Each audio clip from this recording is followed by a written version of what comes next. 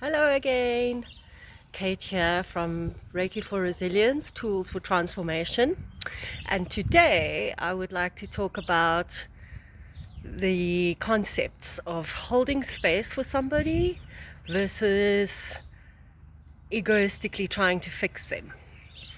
And it's a trap that many of us practitioners, whether we are psychologists, physiotherapists, doctors, not so much doctors, but psychologists, physiotherapists, massage therapists, chiropractors, nutritionists, life coaches, counselors, whichever realm of practicing you're falling into, we all fall into the trap at the beginning of our careers, I think, of wanting to fix people and wanting to impart techniques to them that we can later say, oh, it was EFT, or oh, it was Reiki, or oh, it was massage, or oh, it was psychology that fixed them.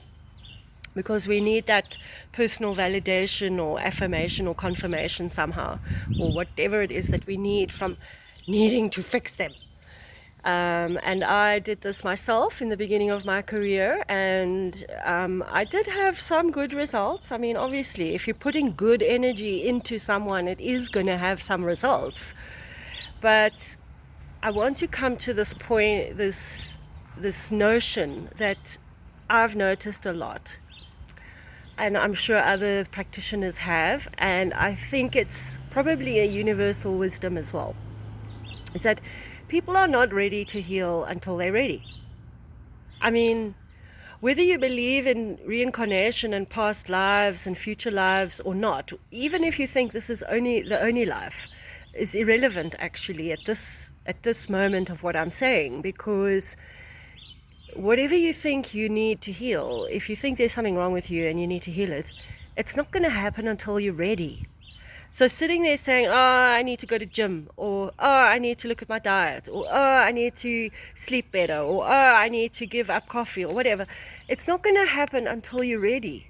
And I know this because in my own personal life, quite apart from the healing work that I do, when I have wanted to achieve something, even something as simple as standing up from the chair to go to another room in the house, the chair where I've been sitting for maybe 20 minutes. When I'm ready to get up from that chair, I just do it. I don't even think about it. I don't say, now I'm going to book myself a slot where I'm going to stand up from the chair and I'm going to make sure that everybody's watching and posting on Instagram that I'm standing up from the chair and asking for validation online. And I'm also not going to be asking a practitioner to help me stand up from the chair. I'm just standing up from the chair and walking to the next room because that feeling has risen up inside of me now and I'm ready to stand up from the chair. And equally with anything, whether it's depression, diabetes, wounding from trauma in your early life, or if you have other physical ailments, I only mentioned diabetes, but if you have other physical ailments, anything, inner child work, learning a meditation practice, taking up yoga, eating better, anything that you want to achieve for your health or your mind or your spirit can only occur when you have that feeling in here, and when it's a strong feeling, and when it automatically makes you get up and start doing something about that goal that you've got. And you can maybe, if you believe strongly in the 7 chakra system, you can say that this is the solar plexus and that you have to have a strong solar plexus chakra in order to feel the will and the willpower to get up and start doing these things. But you're not going to get up out of that chair until you're ready. And you can wear as much yellow clothing around this area as you like, and yellow stones and yellow flowers. It's still not going to happen until you're ready. And I know this because when I've tried to start things or give up things, nothing has happened for me until I've felt it here. Strongly, not just vaguely, but strongly. And then things usually flow. And there's a famous saying, I don't know who quoted it, may have been an Eastern master thousands of years ago, but they said, when you have made the decision to take the step forward towards the thing that you want, the whole universe swings in your favor to support you in doing that. So you might think that you can call on your invisible positive helpers such as archangels, ascended masters, guides, animal totems, etc. to ask them for their help with doing that thing. But still, it's not going to happen until you feel it here. And I'm sorry, but that is the way it is in healing work as well. Whether you are doing a 20-minute eyebrow pluck or a 90-minute massage, or a 6 months process as a life coach over time with a person. The thing that needs to happen is that that person that has come to you is both willing and able to take the steps needed to achieve the change that they want. And then you support them in that, and you facilitate them, and you can even encourage them, and you can offer some tools. Massage therapists might recommend aromatherapy oils to use at home to support your process. Chiropractors might recommend stretches. Nutritionists would recommend dietary changes. Psychologists would recommend that I'm not sure what psychologists recommend, sorry, because the idea that I have of psychology is that a psychologist sits in the chair and listens to you and says, yes, I hear you saying that you're very upset about X, Y, Z. I'm not sure if that's true anymore, but it's the main reason why I didn't pursue my psychology career after I'd studied at university, because I couldn't bear the idea of me sitting in a chair all day listening to people going on about their husbands having affairs or their mothers who keep them under their thumb or whatever it is that they're talking to the psychologist about. But the point being that you can talk to a psychologist for 10, 15, 20 years, and you can see that in the Meryl Streep movie with Alec Baldwin, where they were divorced for many years and then they had a short love affair about 20 years after they were divorced. I forget the name of the movie, but she was going to see a psychologist, and at some point in that movie there was a scene where she said, she sat down in front of her psychologist and she said, I get therapy, I get how it works, I know I'm supposed to come to this on my own, but I just want you today, after 10 years of me sitting here talking at you, I want you today to tell me some advice. And he did. But the point being that whatever modality you choose to help you get over the thing that you want to get over, or to bring in something new that you want to bring into your life, it will happen when you are ready, and when that feeling of readiness is so strong that it makes you get up and take action of your own volition. It has to be of your own volition, otherwise it will never stick. And this is the same lesson that Reiki practitioners of the Usui lineage get taught when they are taught the old history of Reiki. It's not the accepted history anymore, but we still teach it so that people know the old story that was put about. And the old story is that Mr. Usui himself was working in a beggar's quarter in Japan, giving Reiki to beggars for free. And a lot of them got up and walked out of the beggars community and got jobs and wives and lives and houses. And he was happy about that. But then 2 years later, after he'd been doing Reiki trainings elsewhere, he came back to the beggars community in Japan, and he was walking through it with the master or the owner, and he saw some faces that he thought were familiar to him. So he stopped and asked, but weren't you in the beggars community 2 years ago, and didn't you go out to go and get a job and a house and a wife and a life? And the beggars answered him, yes, but it was too difficult and it was a lot of schlep, so a beggar's life is easier, so we came back because it's easier, and we gave all that other stuff up because it's a lot of effort. And he realized in that moment, or the myth says that he realized, that no healing should be given for free, and it should also not be foisted onto people. You shouldn't put things onto your clients in the hopes that one day they will fall in line with what you want them to fall in line with. It's not about your personal agenda, and it's not about notching up healings and ticking them off and saying, well, I've healed 5,000 people or whatever. It's not about that. It's about holding space and being a reflector, a mirror for people who are ready to heal or recover or to let go of something or to bring something new into their lives. And when you hold space, you allow people to go through their process at their pace and in their way, and you just suggest little things here and there that would help them to do their process in the way that they are doing it, but to do it maybe more streamlined or maybe more effective.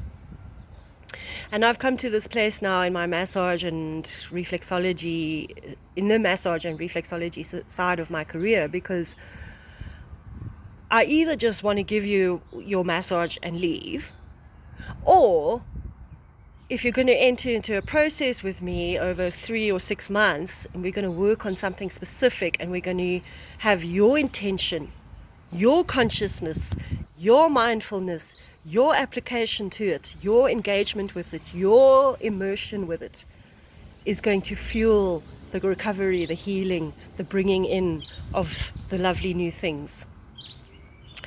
And I want to remind you of this famous saying, Western, I think it's probably from the 18th century, maybe earlier, but it says you can lead a horse to water, but you can't make it drink.